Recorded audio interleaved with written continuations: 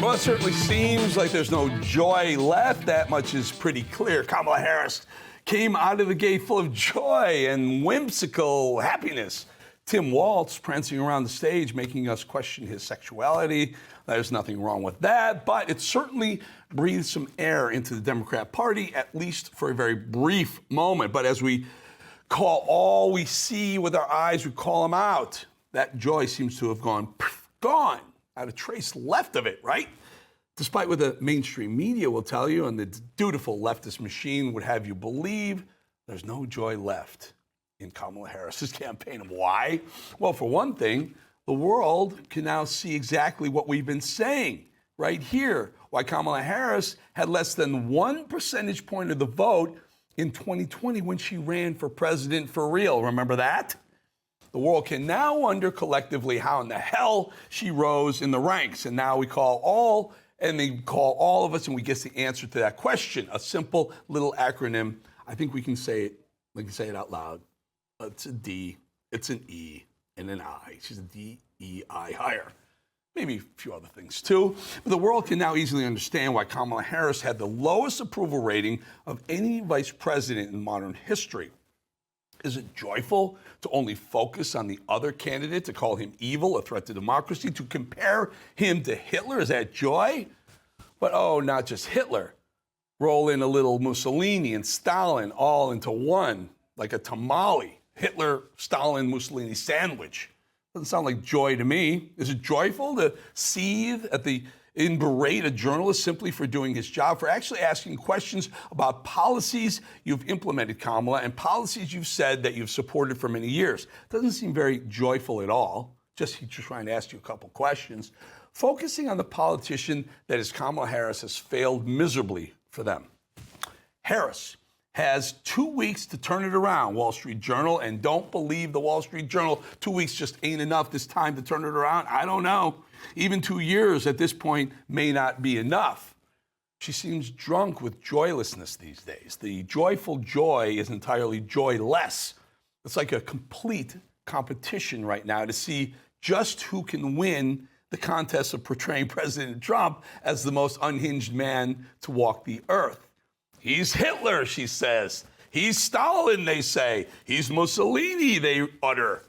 He's worse than all of that combined. All of them three. If the three of them had a baby together, well, that would be little baby Trump. Mainstream media must be involved in a competition as to who can make this man to be more of the devil's spawn. The smear and the slander factory is in full effect because, look, there's no redeeming quality, policy, or notion to come from Kamala Harris. She's got nothing. It's an air ball up here. She's got no policy. She can't answer a question about the economy. So what do? Call Trump Hitler. Trump's going to get you. Trump's going to put you in concentration camps. She's done everything from so-called friendly fire softball interviews to medium-level difficulty interviews with Bret Baier to the Baier interview on Fox. And then, let's face it, either President Trump or J.D. Vance would have breezed through those unscripted, pre-scripted, post-scripted, but she's failed at them all, and now CNN giving her a hard time. The economy? She grew up with the lawn. Transgender surgeries for prisoners? Follow the law. Foreign policy? Look, there's a squirrel. It ain't about Kamala Harris. That's not how they can win. They know it. They can't make her so desirable that you'll vote for her. So plan B, crush Trump, at least his image, because lawfare and assassination attempts just aren't doing the trick. Shockingly, having fake Republicans like Liz Cheney, Adam Kinzinger on the campaign trail with Kamala isn't working either. So strange, weird. Seems like a layup to me. Why on earth didn't that work out? I wonder. And Barack Obama's special cozy brand of race baiting didn't seem to do the trick either. Also odd, weird, because I can't for the life of me understand why black men who feel totally abandoned by Obama, all tucked away in his big, beautiful mansion, wouldn't want to be berated for not voting exactly the way he wants them to vote. The way Barack Obama factlessly and baselessly attacked black men for not voting for Kamala Harris and then demeaned them, talked down to them, explaining why they should be doing so. That performance tells you everything you need to know about this party's permanent placement in the tower from high above, the ivory tower. You're black, vote for the black candidate, period. So, also shocker, that didn't seem to work. Black men are fleeing the Kamala Harris campaign. Hillary Clinton, they sent out 2016 losing candidate whose campaign launched a false investigation of President Trump. That's another tool they thought they had in their arsenal. How bonkers is that?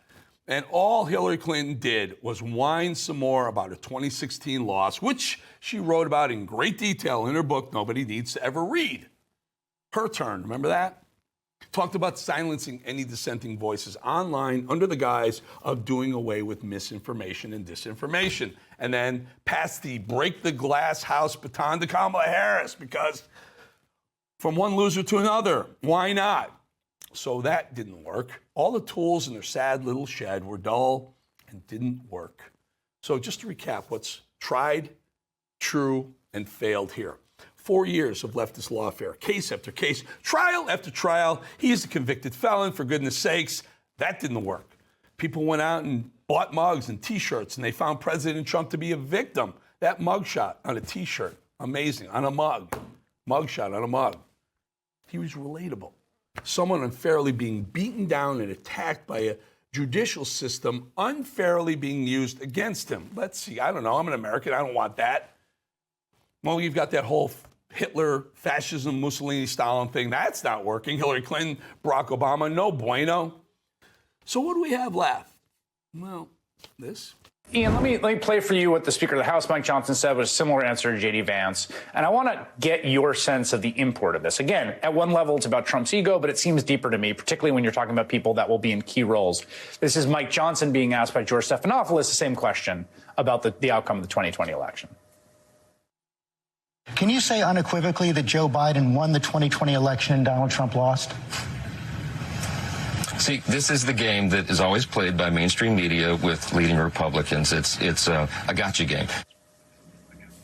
Now, Johnson followed that up by saying his worries about the 2024 election, the professor's point that thousands upon thousands of non-citizens will be voting. This seems like the line they are hitting ahead of the time so they could use it to overturn the results. Yeah, I mean, they've got a strategy here of the 3 Ds: deceive, disrupt, and deny. The plan is to deceive people before the election with all of these false narratives and scurrilous accusations that don't have any grounding in reality. And then when election time comes around, election day, and now we're in early voting, disrupt with aggressive poll monitoring, with frivolous lawsuits, with what they did in 2022, with people trying to, interfere with drop boxes, and then to deny. Right, as you noted, after the election, to be able to say, see, there was all this evidence of problems, and therefore we're going to deny the result if we lose. Oh, deny results if we lose. You mean like Kamala Harris is already setting the stage for her interview just a few days ago, like that? We've got 2 weeks to go, and I'm very much grounded in the present in terms of the task at hand, and we will deal with election night and the days after as they come, and we have the resources and the expertise and the focus on that as well. So you have teams ready to go? Is that what you're saying? Are you thinking about that as a possibility? Of course. So deny results if we lose, like Democrats did when President Trump did in 2016 when they accused him of doing it, but they did it too, right? You can run the best campaign. You can even become the nominee, and you can have the election stolen from you. How can you win with Russian interference, though? That's the real what I'm thing. scared about in 2020. But rightly. Because I think he's an illegitimate president that didn't really win. So how do you fight against that in 2020? You are absolutely right. He's an illegitimate president in my mind. Would you be my vice presidential candidate? Folks, look, I absolutely agree. Trump didn't actually win the election in 2016. He lost the election, and he was put in office because the Russians interfered. Trump knows he's an illegitimate president. The president-elect, although legally elected, is not legitimate. I don't see this president-elect as a legitimate president. You said you believe that Russia's interference altered the outcome of the election. I do. We have a president who, if in fact it is proven, has been assisted by the Russians and may in fact not be a legitimate president. The one thing that Trump is fearful of when it comes to his being president is that finally we will see how illegitimate his victory actually was. I have an objection. I object to the 15 votes from the state of North Carolina. I object because people are horrified. He's an illegitimate president. Do you believe Trump is a legitimate president? What I believe is that there's no question that the outcome of this election was affected by the Russian interference. There absolutely is a cloud of illegitimacy. So that legitimacy is in question, yes. So that was a very tainted election. And in that sense, it's illegitimate. Why do you think the president is going to such great lengths to essentially prove that he beat you? Because he knows he didn't. He knows he's an illegitimate president. That montage goes on for a really long time, but I only needed to share a small chunk of it because you get the point. This party loves to wave fingers, to deflect their very own nature of lawlessness, of anti-constitutional behavior at Republicans. But they're so very, very guilty of it all on their own. The party of lawfare, of lawlessness, and the party that resorts to violence when they don't get what they want. George Floyd, 2020, defund the police, remember that? Another tool in their bag of tricks. January 6th, the day that some people took too far because they were passionate and angry about the way the 2020 election went down. Despite the left's repeated lies and claims, most or all of them debunked, by the way, President Donald Trump was asking the crowd to be peaceful. He used the word peaceful. They don't care about that part. They cut that part out. They selectively edit that part out. Just the other day, Kamala Harris repeated a lie about police being killed. That didn't happen. Not at all. But they don't care about the truth. It doesn't fit their narrative. AOC talking about how she feared for her life. Scared because she's going to be assaulted, raped, she said, or worse. She wasn't even in the Capitol building that day. They don't care about that part either. Joe Biden, Kamala Harris have compared January 6th to Pearl Harbor and 9/11. I was at 9/11. I watched the buildings come down. My friends died in 9/11. January 6th, are you freaking kidding me? It's appalling. It's disgusting.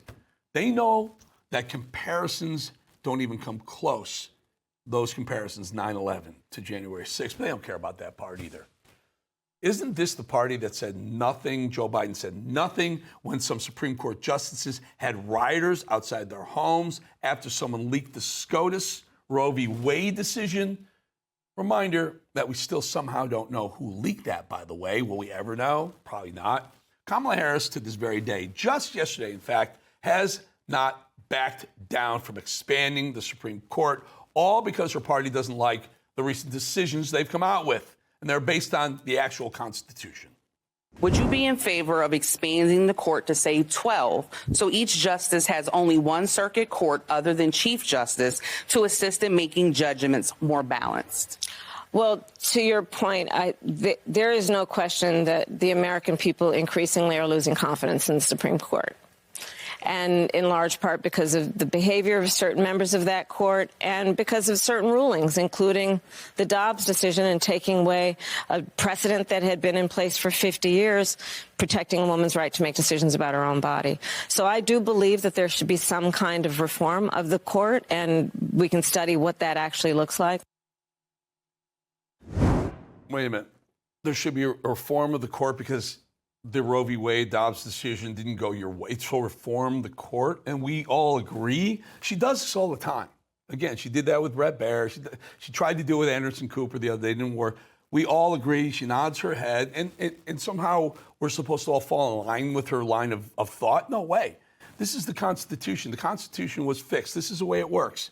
The president nominates Supreme Court justices. The Senate confirms them or denies them. That's the way it's worked. Sorry, elect the people that you want deciding who's going to be on the court.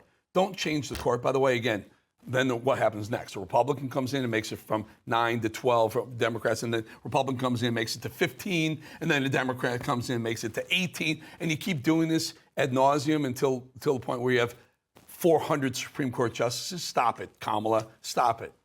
They support defunding the police. They did. They always have. ramping up an armed IRS battalion, 80,000 new IRS agents they want to come after American citizens. That's the only reason why they would do it. And they support parents who don't agree with the sexualization of children in their school. They're called domestic terrorists per Merrick Garland. That's what they're all about. Joe Biden standing in the city of brotherly love, Philadelphia, in September of 2022. He chose civil war against the dark and red backdrop. Remember that? Joe yelled and seethed and spewed vitriol at Americans. What was that? Looked right out of some Nazi freaking thing.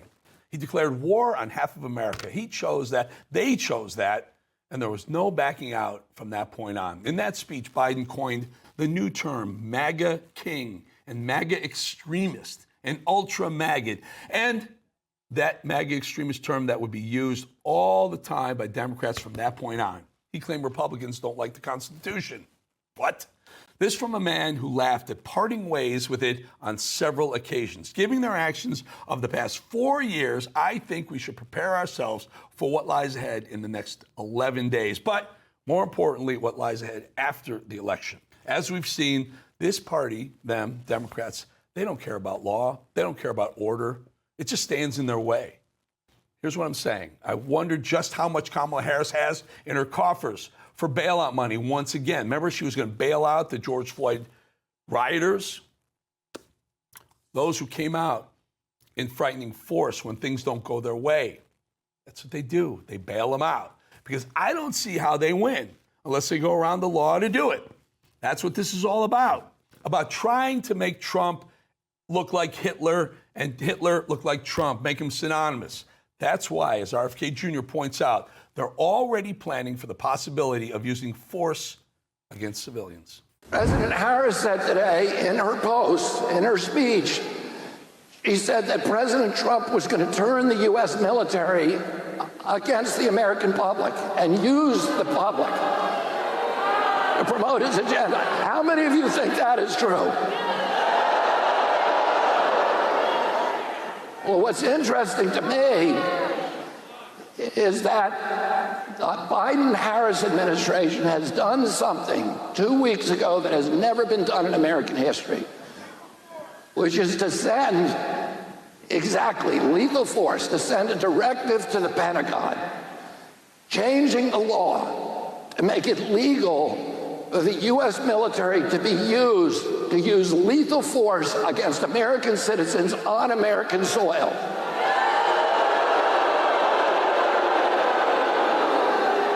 Technically, now it's legal for the U.S. military under this directive. It will become legal for the U.S. military to shoot and kill Americans who engage in political protests because they disagree with policies in the White House. Scary, right? Sounds awfully fascist to me. Sounds a lot like something Hitler, Stalin, and Mussolini all rolled up in one would have done, not Trump. Because Americans are onto that party, the party of the left. They're onto the Democrats, and they're onto Kamala Harris for continuing to push blatant lies against Trump. Like billionaire hedge fund manager Bill Ackman pointed out so astutely the other day.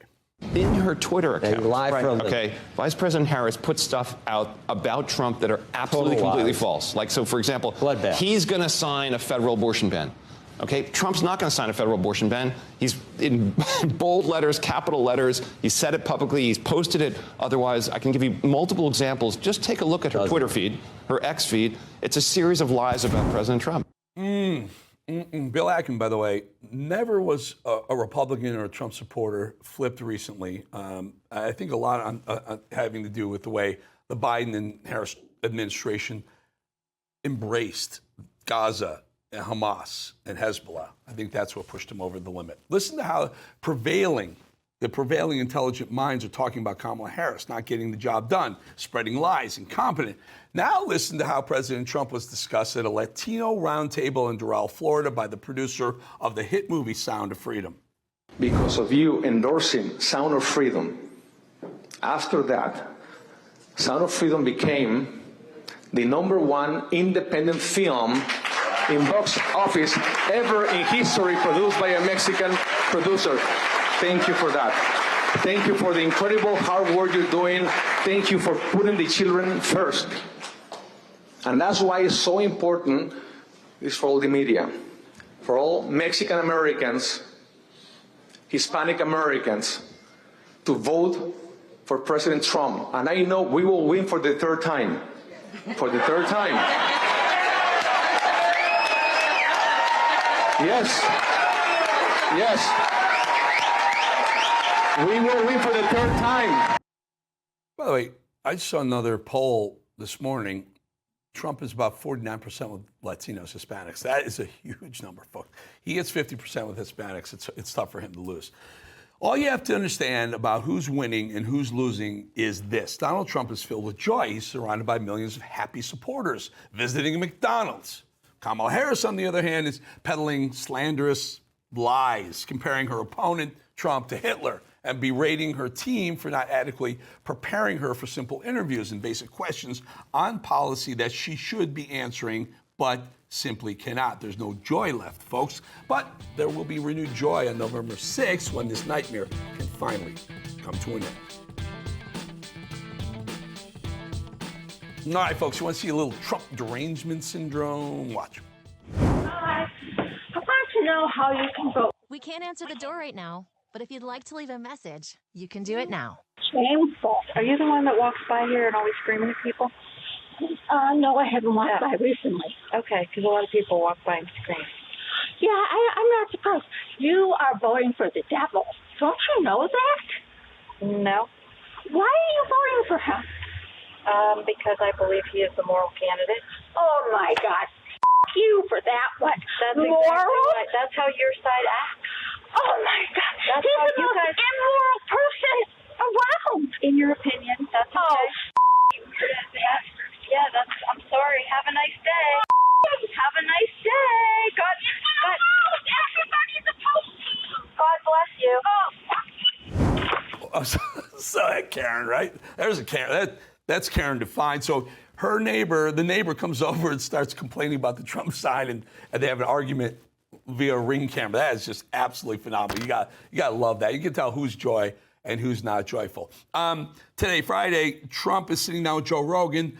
We're taping prior to that, so we'll either get some content up in a little bit or we'll get it to you over the weekend or on Monday. But it reminds me, a couple of weeks ago, I was with Tim Pool, big podcaster, massive podcast, does very well. Tim has just announced he's walking away from his very successful podcast.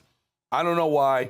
Anyway, so there's some controversy that Tim Pool was pro-Trump, then he was not pro-Trump, he was anti-Trump. And so I ran into him and I asked him, here's a little piece of that, snippet of that.